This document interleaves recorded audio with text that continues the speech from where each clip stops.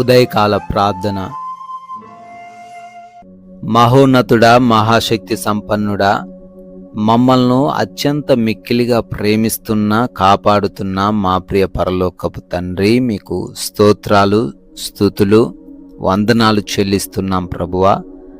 Yes lord, ఎంతోమంది తండ్రి గడిచిపోయినటువంటి రాత్రిన అయ్యా ఎన్నో సమస్యలు ఎదుర్కొన్నప్పటికీ అయ్యా మీరు మాకు తోడై ఉండి మంచి నిద్ర మాకు దయచేసి అయా రక్షించి కాపాడి ఈ ఉదయకాలాన సజీవులుగా నిలవబెట్టుకున్నారు.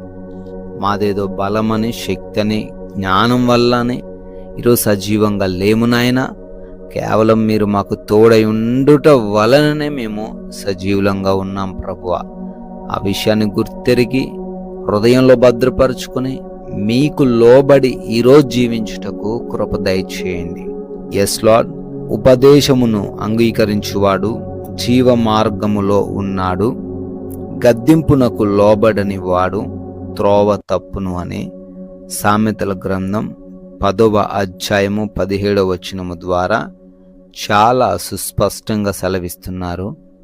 ఎవరైతే మీ వాక్యాన్ని విని వాక్యానుసారంగా జీవిస్తారో, వాక్యాన్ని అవలంబిస్తారో, అంగీకరిస్తారో వారి మార్గము జీవ మార్గంగా ఉంటుంది. ఆ మార్గంలో మరణము ఏమాత్రము ఉండదు. క్షేమముగా వారు సాగగలుగుతారు నాయన. అయా అదే రీతిన గద్దింపునకు లోబడక, వాక్యానికి లోబడక, పెద్దల మాటలకు లోబడక ఈ లోకంలో ఇష్టానుసారంగా జీవిస్తున్న వారు త్రోవ తప్పిపోతారు నాయన. జీవ మార్గం నుంచి మరణ మార్గంలోకి వారు ప్రయాణిస్తూ అయా చివరికి సమస్యలు ఎదుర్కొంటారు. గనుక ఎవరు కూడా త్రోవ తప్పిపోకుండా మీ వాక్యానికి ఈరోజు లోబడి వాక్యానుసారమైన జీవితము ప్రతి ఒక్కరూ కలిగి ఉండే కృప దయచేయండి.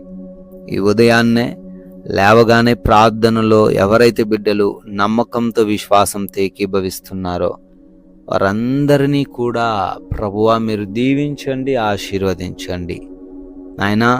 వారి తలంపులు, వారి ఆశలు, వారి ఆలోచనలు, వారి ప్రణాళికలు అన్నీ మీరు ఎరిగి ఉన్నారు. మీ చిత్తంలో వాటన్నిటినీ వారి జీవితంలో నెరవేరుస్తూ రమ్మని అడుగుతున్నాం ప్రభువా. తండ్రి, ప్రయాణిస్తున్న మార్గాలను మీ చెంతకు చేరుస్తున్నామయ్యా. మా వాహనాలను మీకు అప్పగిస్తున్నాం తండ్రి.